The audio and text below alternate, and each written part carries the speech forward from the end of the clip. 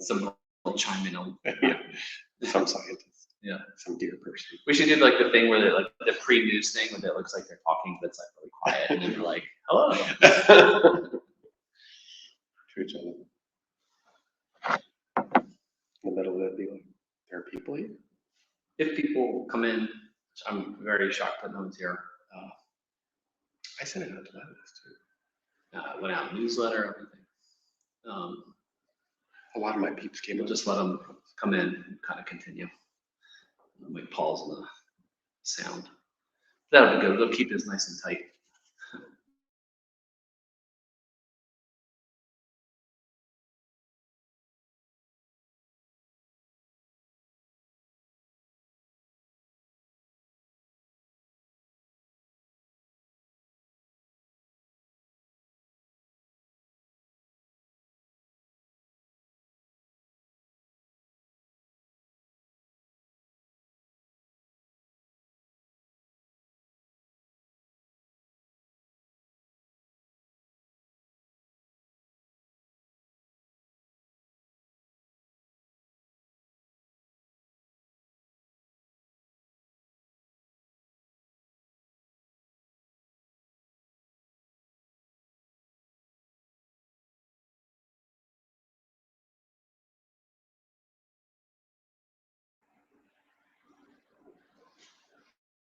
Hello, good afternoon. I'm Brian Miller, Director at Catalyst Contemporary.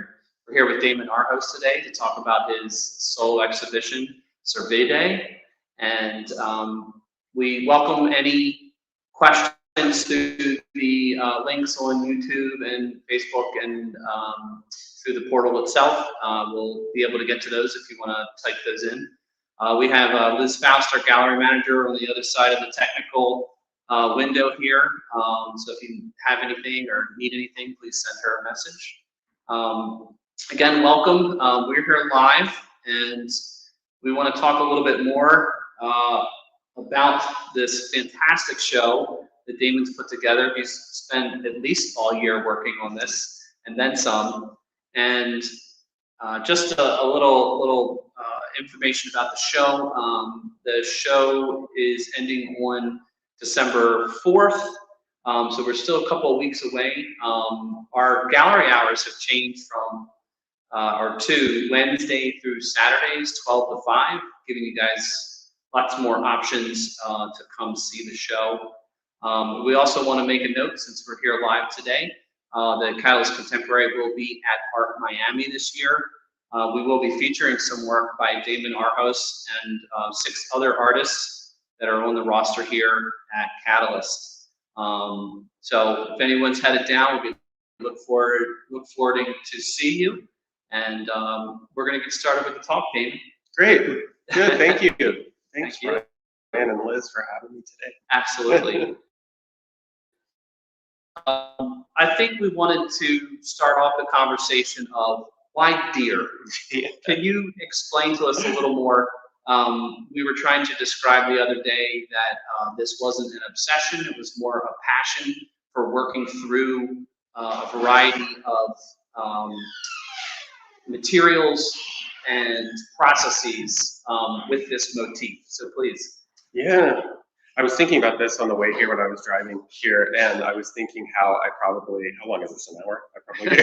I could probably go more than an hour on this one question. Yeah. The deer are interesting. I grew up in Austin, Texas, and my parents were from a very small town called Bryan, which is in between Houston and Austin. Okay. And very rural. At the time, Austin was very small, not as much anymore, but you could easily drive a very short distance and kind of be out in the woods. Right. And so in the hill country. And so there are white-tailed deer everywhere.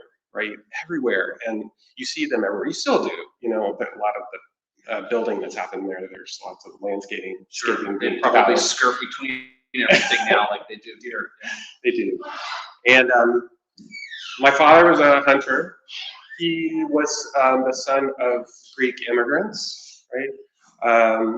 But he was a very large hunter. My uncle was a hunter. Hunting was a very large part of what my family was, but it was also a big part of the culture. Sure. And so I never remember a time in my house where there wasn't like a deer taxidermy hanging on the wall, right? Very classic. Sure. Yeah.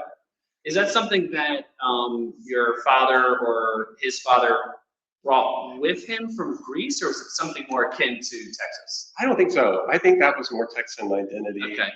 And you know, it was almost like from the beginning of time, I felt like it was sort of this expectation to engage with the cultural practice. Right.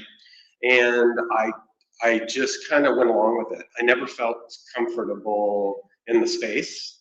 I always felt like I was a bit of an outsider in the whole process, although I went along and did it, you know. Yeah. And so I look back at that time and I think, wow, this is a really interesting analysis of expectation, behavior, and especially as it applies to gender.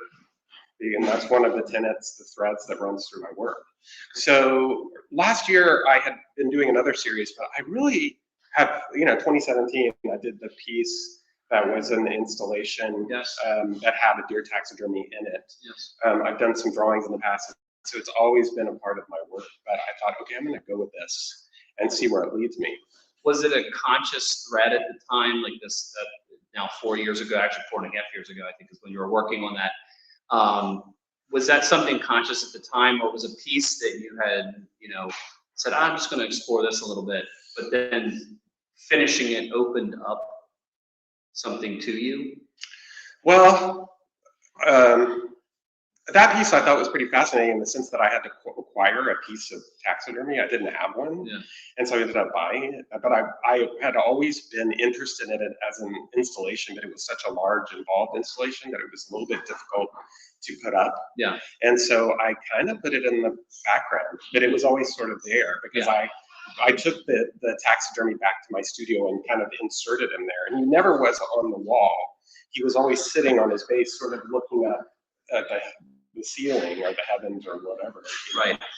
So it was an interesting way to display him, but it was something where I just kind of felt like, okay, at some point I'm going to revisit this. Right. The thing that really brought me back to it was I ordered all these stencils, right? I went and ordered these stencils, and some of them were as large as the wall, but they were different things. But I ordered a bunch of deer stencils, and I got attached to this single stencil with some of the work. And the first work in this show, the first works that I did were the silhouettes with the single drips.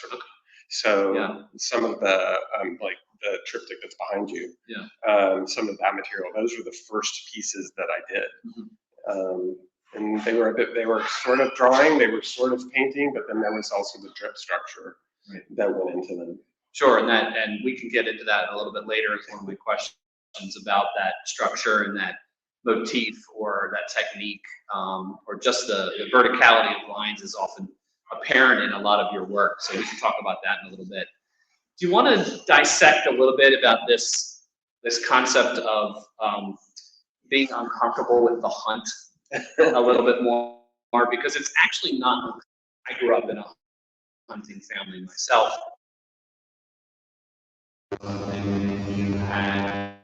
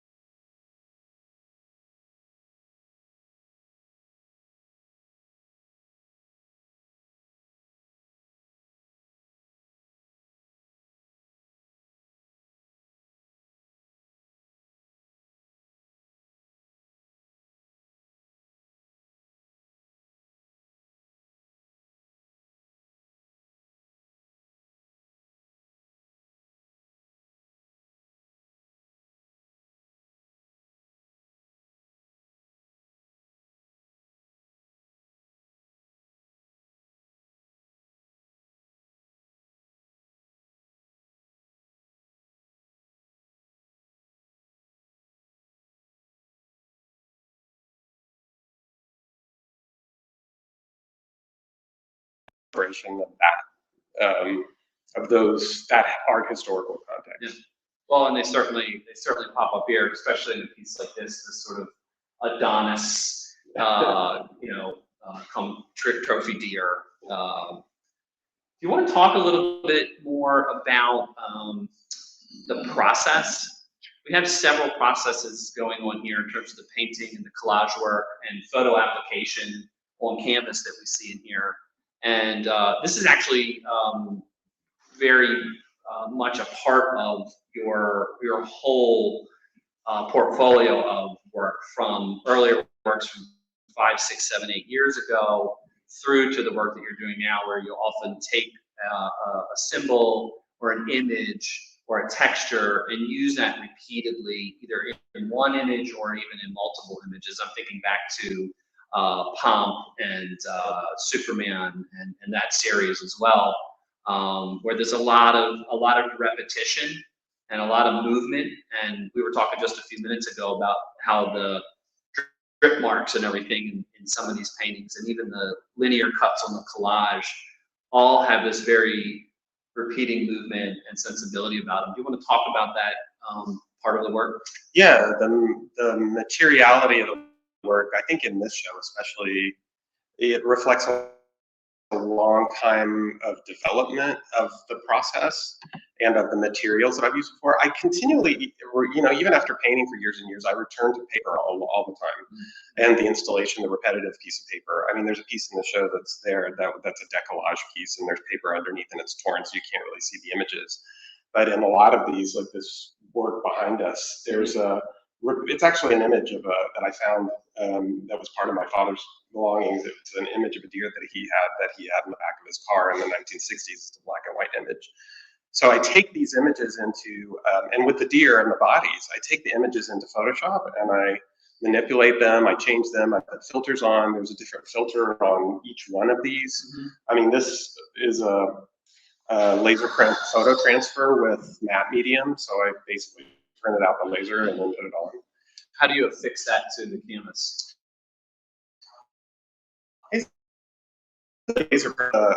The matte medium. Oh, and that binds it. Yeah, that binds it to the surface, and then you can peel it off. But I have returned to the paper over and over again. But some of these are the paintings. I like the simplicity of some of the paintings. Some of them would go. They're pretty. And when I say simplicity, mostly the bus. But the paint that I usually use is a high flow. Meaning that it's very viscous and it flows very easily. And so it means that I can not only do the brush marks that have the drips in them and kind of go very quickly with it. I don't have to spend a lot of time with it dragging on the surface. Right. I also can use it to do the dripping. And over the years, I've done a lot of investigation of dripping in the sense of, you think about drips, and there are a lot of artists that do different kinds of drips, right? You think of the classic films with Jackson Pollock kind of throwing what are called drips on the surface of something, but that application is more just not as linear. You know what I mean? It's more patternistic. I would say there's a pattern in it, but at the same time, it's not as linear as this is. And I discovered that with the high flows, I actually use these. I brought some show and tell today. There's these are plastic confectioner tubes, and so I fill them with the high flow acrylic paint, and I almost create line drawings with them. But as I'm creating the line drawing, I squeeze, and so every once in a while there's a drip that comes down that goes on the surface. The verticals, that's one question I've gotten over and over again, and I have like so many different answers. I think I've even asked you before. I have lots of verticals in my work, in the paper forms. I mean, Pomp is another piece that I did in the past, that it had lots of vertical paper. I mean, it is like these. Right? These are verticals. I was noticing on the way in, I was thinking about a lot of vertical sculpture, and also about vertical buildings and how verticals can permeate our culture. Like at the end of the street, there's an installation in front of Charles. When you turn onto it, there's an installation of rocks that are sort of sculptural, but then they're vertical forms. And then you turn to the right, and there's a Washington Monument. It's another vertical. So, but I do have to say there is a formal connection that I have to the patterning that it makes across the surface. And I would reference artists like Grace Hardigan, you know, who creates these forms with the drips coming off the sides. Pat Sear, right, who does the gestures across and has the drips coming down. Yeah. You know, I'm really attracted to it, but I'm also very attracted to when I'm making the piece, watching the movement happen, and I see the movement in the pieces after they're hung.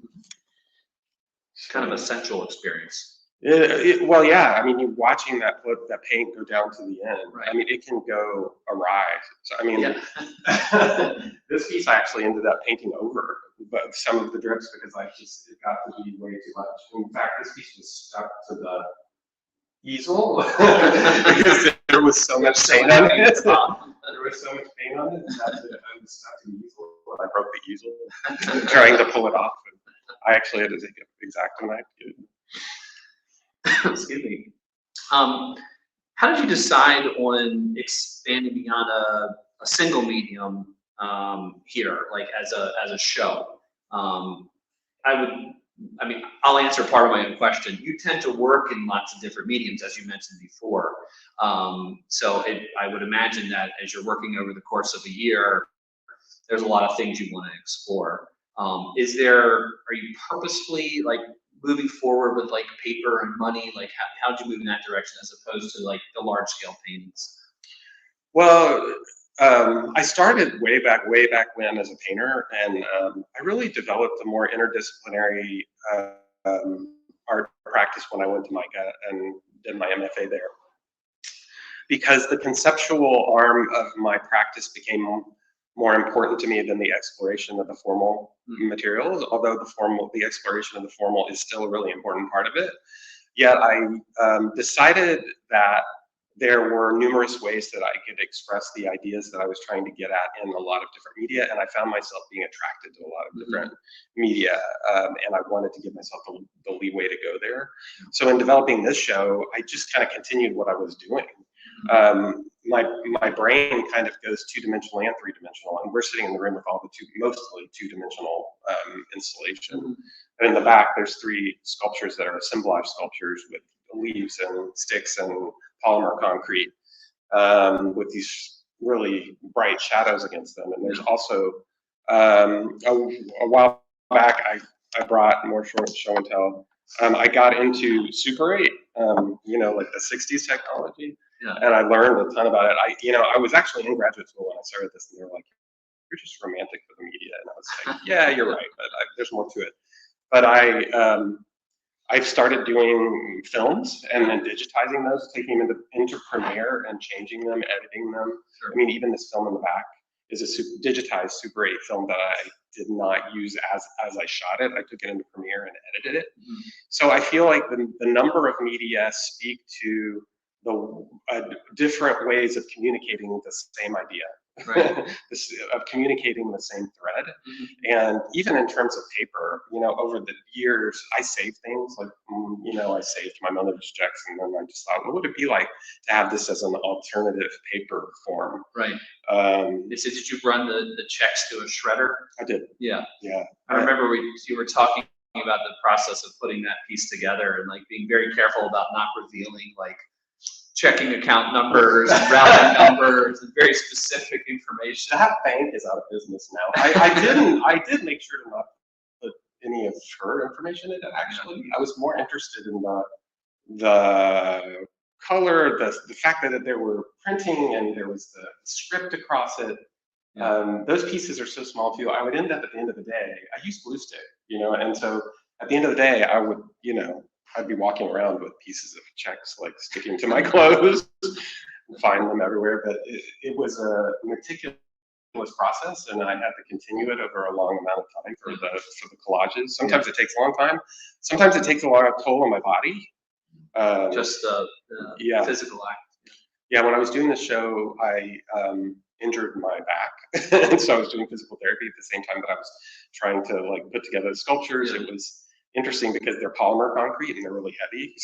So I was carrying them down the stairs, taking them outside. I was wearing it backwards.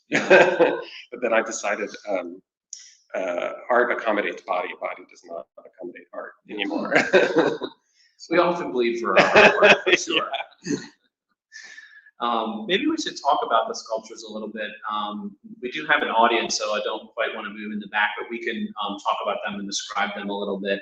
One thing that's particularly interesting about them is that, if you don't mind me saying, like, you collected a lot of natural materials from behind your house in the Tacoma Park area, with leaves and stems and sticks and branches, pine cones and whatnot. And in terms of other sculptural work that you've accomplished in the past, a lot of that was like store-bought products that you then painted or built or spray painted into these other structures. How is this different for you? Like, was the connection to the deer project important that you go and find something natural, or were you just looking for something to use and something struck you? Like, why these materials? Because they're very different from what you're normally doing. They really are. I'm glad you asked that, or said that and asked that question, because I hadn't even thought about the comparison. And one of the things that you're talking about is, like, in 2017, I did a sculpture of 400 cans of Lysol Yes. that were very popular culture inspired, and I selected them specifically because they were lavender out of the color. Yeah. But or the rat trap tower. Yeah. Yeah. Well, you know, I'm a teacher, right? I'm a professor of art, and so I found myself really talking to my students and saying, you don't have to spend a lot of money on materials, and then finding myself spending a lot of money on materials, like not doing what I was telling them to do. So I started thinking more like, what can I build out of things that I find? Right. But then I also thought that those materials fit really well. Well, my house backs up to open space land that the city acquired and left it for open space. So there's lots of deer back there. And if I stand upstairs, I can see them. And so partially I felt like, okay, all of that material relates specifically to what I'm doing here. Right. But also I'm a huge fan of the artist, Diana Al-Hadid. And I was looking at her, you know, plaster forms.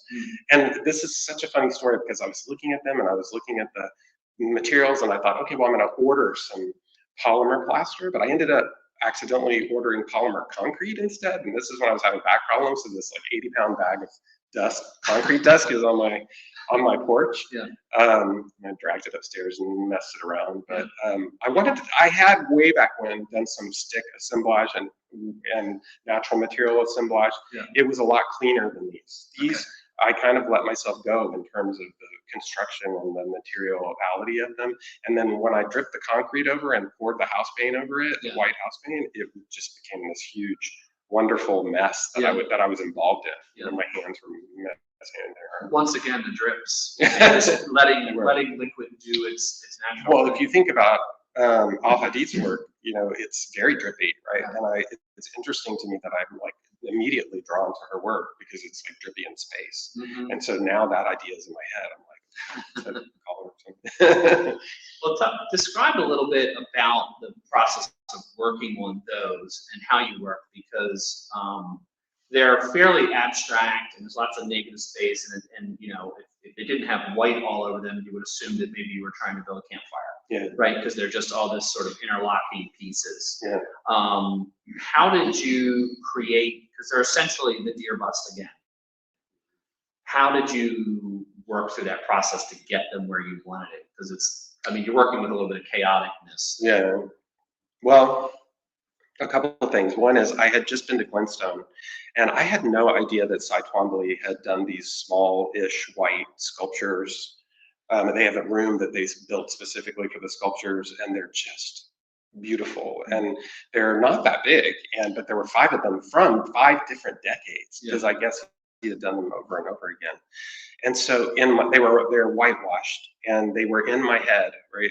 But also with this show, there's a partial narrative in all of this, in this desire to return to the past and maybe not do some of the things that I've done, right?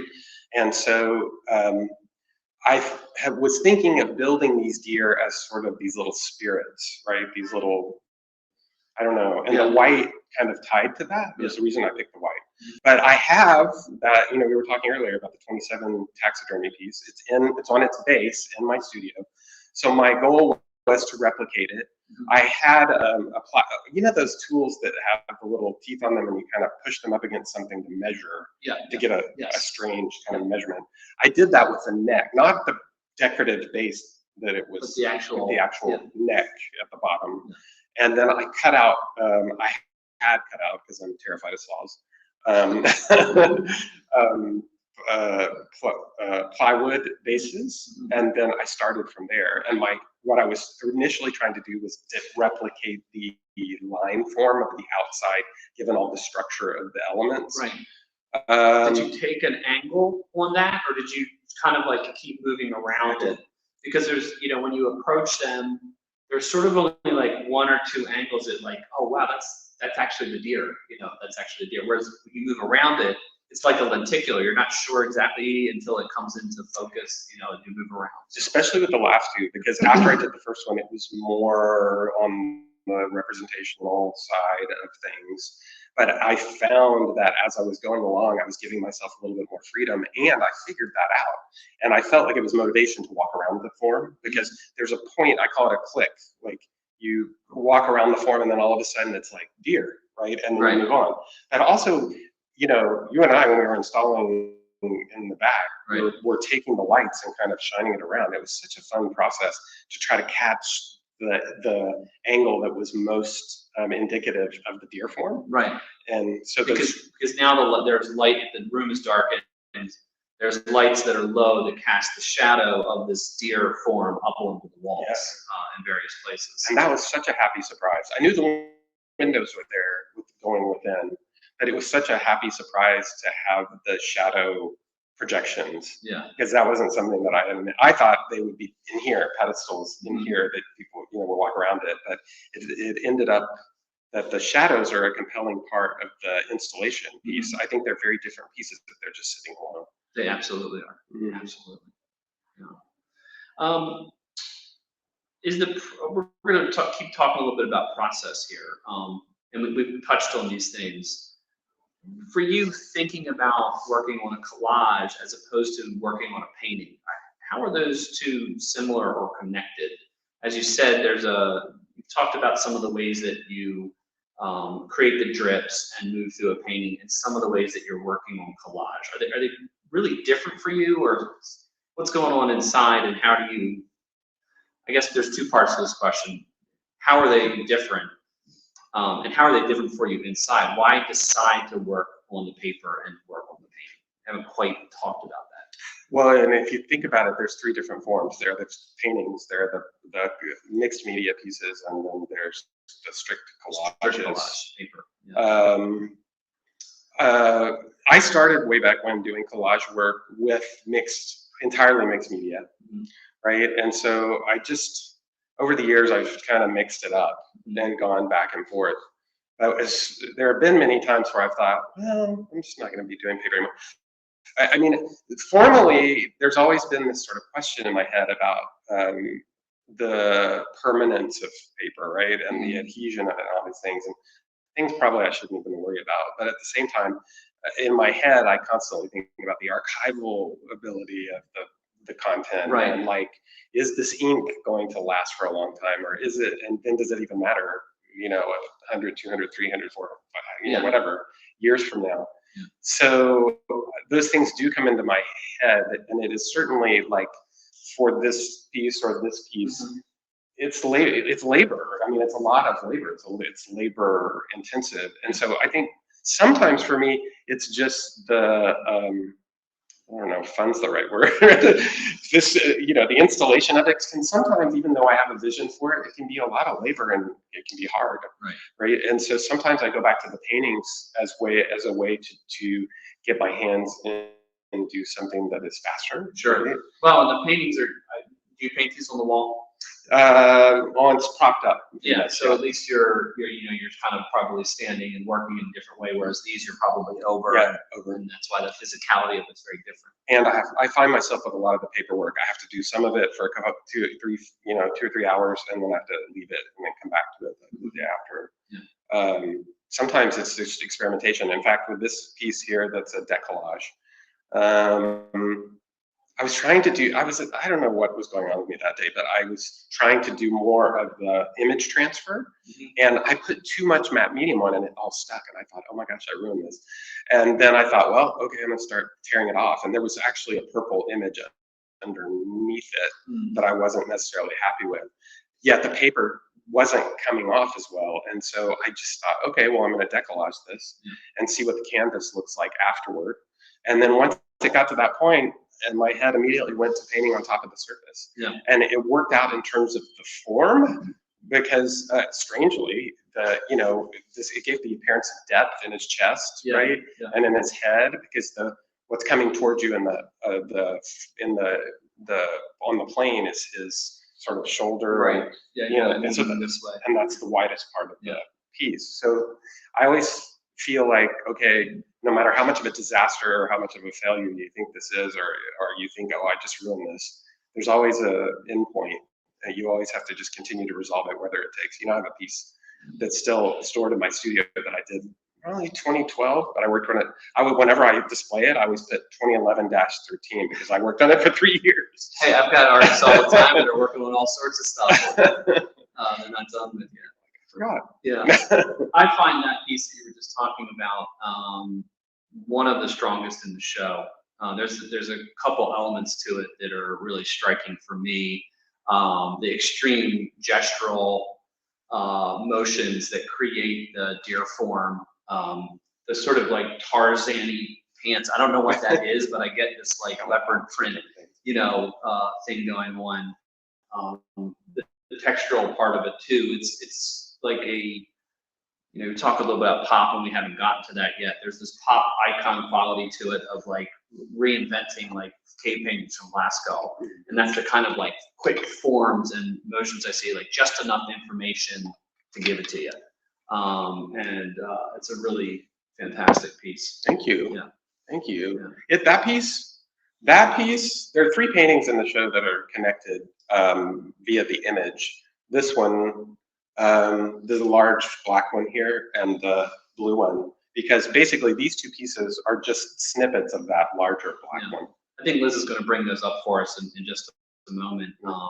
Let's talk about the figure, because we're starting to talk about these images where the deer are no longer just deer. They're these sort of amalgamations of figures, both human form and deer form. Let's get into that a little bit more. What's going on?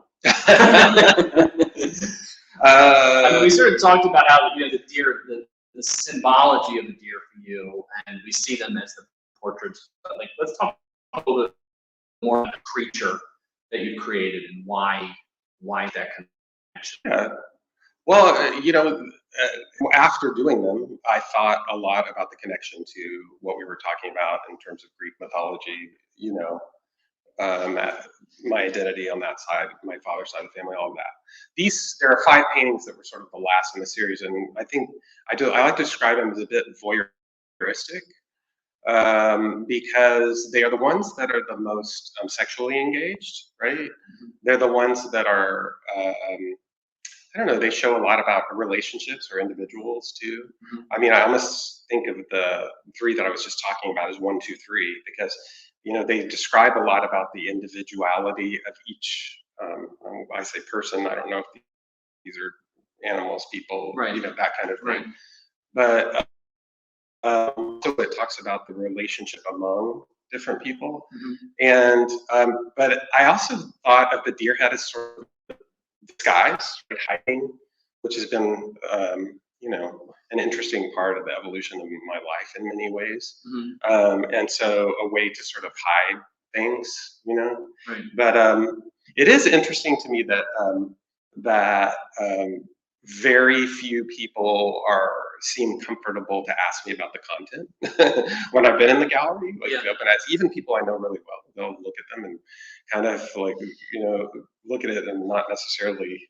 Well, they're all, the 2 largest paintings, and at least the squarish one, they're all beings engaged in something. I mean, you can tell there's physical contact going in, closeness and body parts.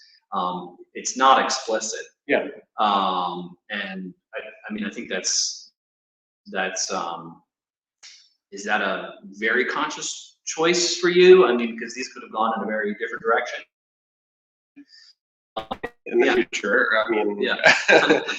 but I think the thing that has evolved that's the most curious for me is my reticence, or my sort of point where I'm like a little bit uncomfortable myself. Right. And then trying to think more about the reasons for that.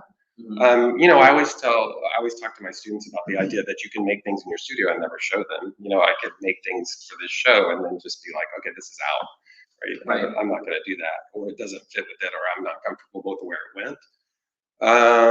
Are you limiting yourself? I in the was studio? honestly not right now.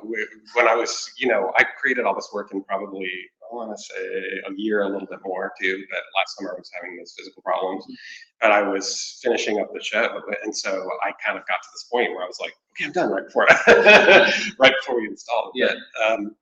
But I could see myself expanding upon these 5, right? These were the last 5, Yeah. right? The ones that I was talking about. So I could see expanding upon that. I mean, I use sexually explicit images a lot of times going into Photoshop and basically stick deer head on them, and then I project. I have a few different kinds of projectors. I have an electronic projector, and I also have one of the sort of 3M, you know, over big old arm overhead kind of projectors. And so sometimes I create transparencies based on the Photoshop images that I've created out of the photography that I have, the photo collages really, and then I just project them onto the surface of these. They start out, I kind of get the form into place, and then I turn it off and go. It's something you were doing with the Agnes Moorehead series a few years ago. It was, where I was taking images of her, you know, the famous actress who was 4-time Academy Award nominee, you know, was on CBS Radio with Orson Welles. You know, I read her biography. I was totally obsessed with her in the beginning because she was in Dora on Bewitched. But she actually, in reading her biography, was much more, you know, she had a long career. Yeah. So I took her image and my image and put them together to see what that would be like. And started creating those there. Paintings. So there were photographs, but there were also paintings. And the photographs became as much of the art as the paintings were. But I haven't really thought about that in terms of these. I still have them all. Yeah. Well, it's interesting that you were, you know, in that series. I mean, it's been interesting for me because in that series you were, you know, combining these 2 heads of different people to create this new being, which was Agnes and me. And there's a similar process going on here, like you're trying these different identities on, or expressing different parts of something that's already you, something that's in yourself. I mean, these are, let's face it, I mean, the deer is from your childhood, Agnes is from your childhood. So all these things coming up. It's an interesting. It is such a relevant question because I've always thought I never want things to get so personal that I don't have that it's too difficult for other people to identify with the work. Yeah. That's one thing that I really did like about this series of work, is that it felt much more open and accessible to me, at least. I'm hoping to other people. And in terms of, you know, I'm happy that people can hear what I have to say and listen to you know, kind of read the show statement and that sort of thing. But the joy is really in how people creating connections with these and interpreting them the way based on whatever their identity narrative is. Well, and maybe that's, you know, maybe that's the reason that not going completely explicit with any of the work allows any person to maybe connect a little bit deeper, because it's not like, oh, that's not me. Because I'm not doing that, or what, you know what I mean? Like, well, these are very passionate. And there was a woman at the opening that you might remember who was literally just blown away and said some very strange things, but was so connected to the work. Like, it literally gave her a visceral experience. At least that's what she was describing. And I think other people can see that there's intimacy here, and that's, to me, that's what's so special about them. It is that we are there. It's voyeuristic because there is this intimacy happening, and it's pleasurable in a way. You're like, that's the way, you know. That's how this relationship should be. This like physicalness, this passion. There are some things hidden. We're not exactly sure what's going on or who that is. Whether this is the artist, or whether the artist is being the voyeur in some other situation. But the fact that that narrative is a little bit more open-ended draws a lot of different people in. Yeah. And I think that's why they're connected to it. Yeah, I had a very good friend come to see the show on Thursday evening, and she mentioned the word intimacy.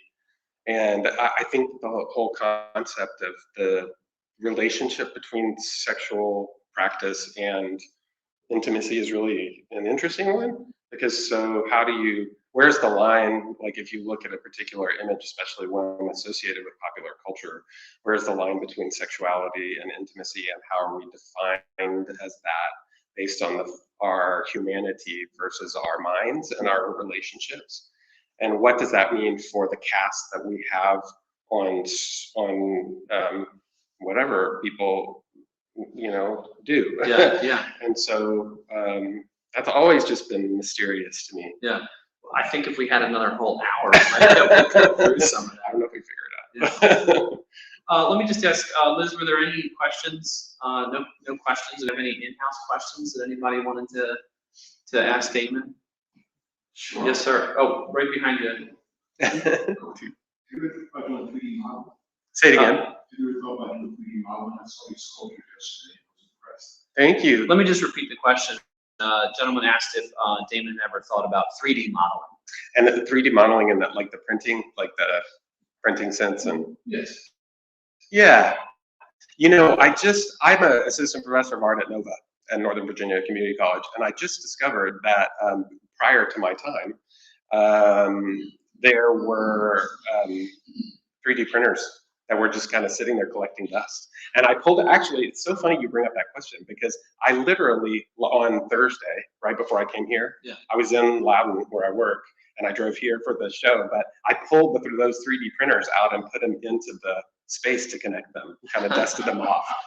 And so I think I totally would be into that, right? I need to explore the software, see if I can figure it out. Say it again. The program's called Here.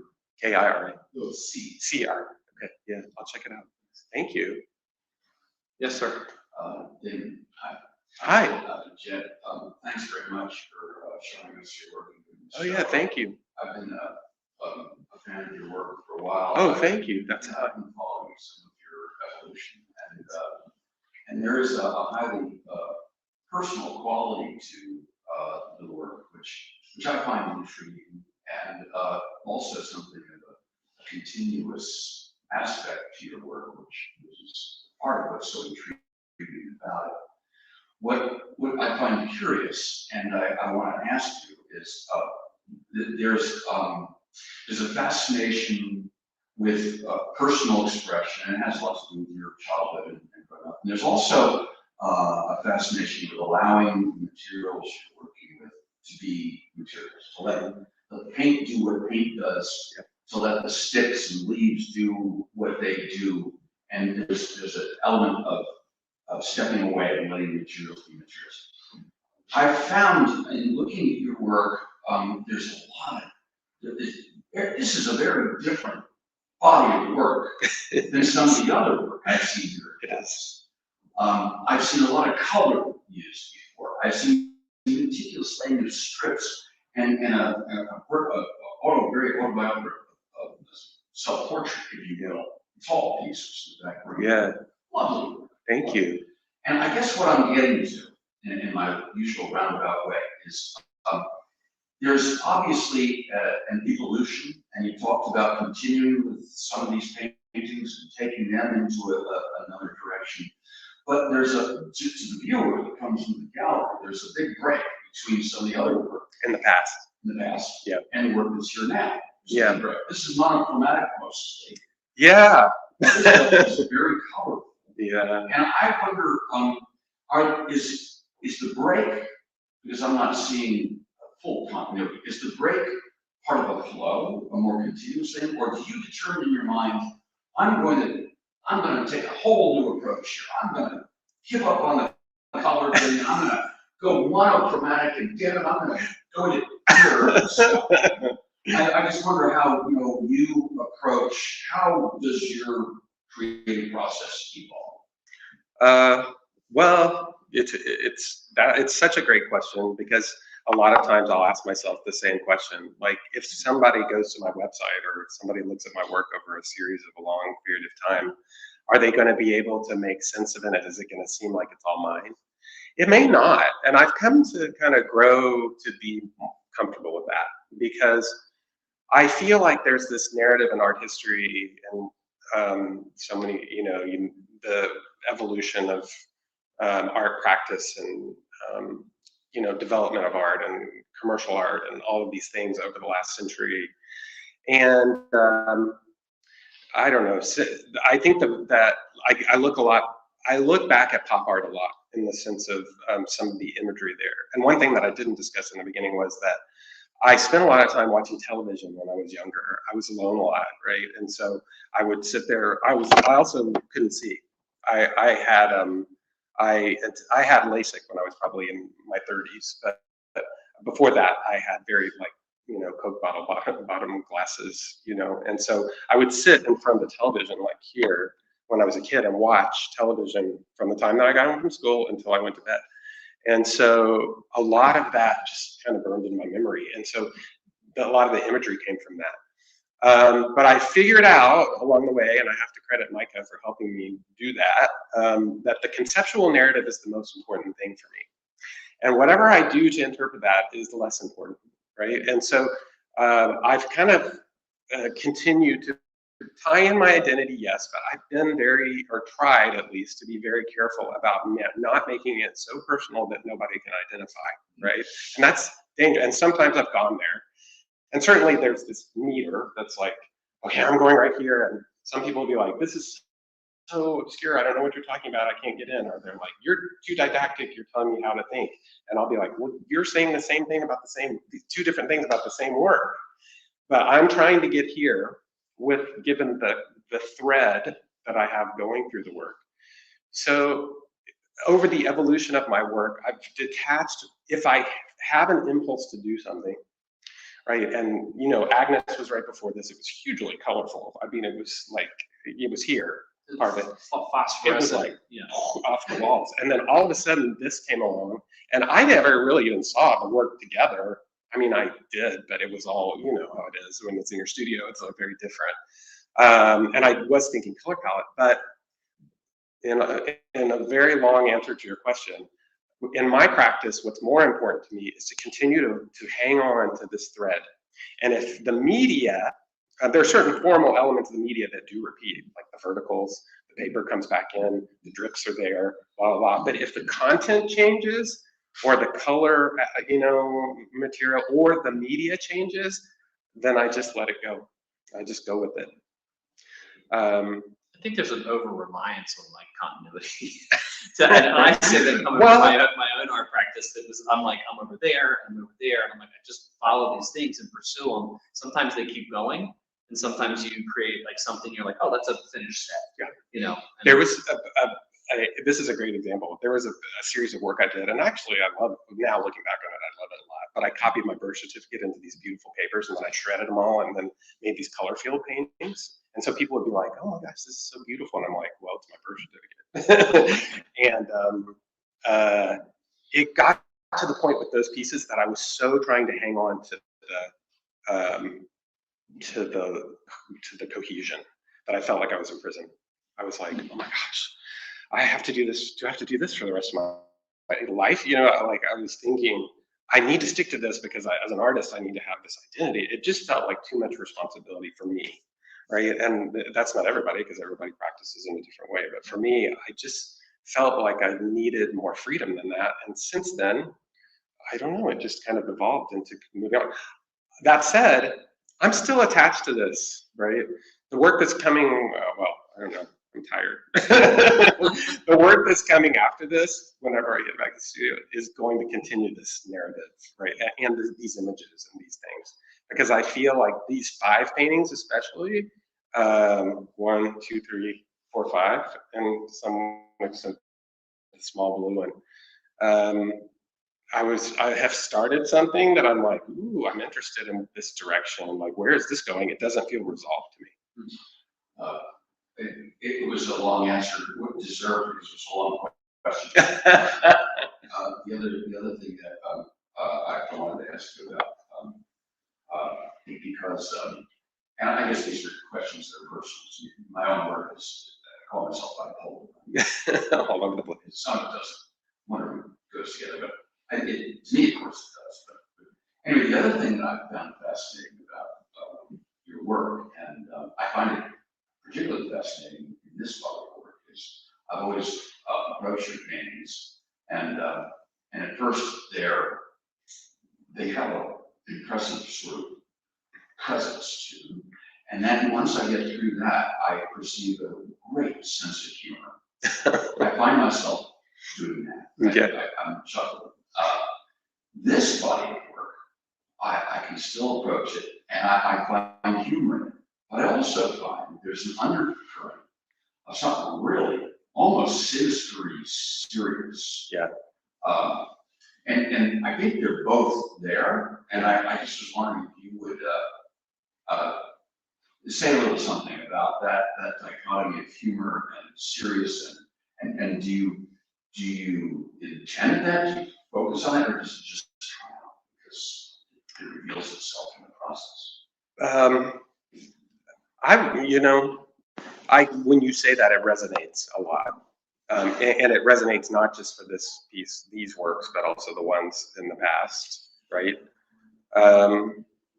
Formally, there are a lot of times that I like the engage-disengage piece of the work, because like if you go close enough, you discover something new, right? Like some of the imagery and some of the pieces are a dead deer in the back of the car, right? You may not know that unless you get really close and then you catch it. So from far away, it's one thing, and then from close up, it's another. So I like that element of surprise, but it's another way to hide, okay? And I also feel like, there's this, oh my gosh, who am I thinking about? There's an author that I was thinking about that wrote that there's some sort of a minstrelsy in being gay. Like if I'm funny, people will love me, and they won't hurt me. I mean, I think I did that a lot of my life, right? Especially when I was like really like, in middle school, high school, that kind of thing. So, developing a sense of humor was almost like a survival skill. It is in general.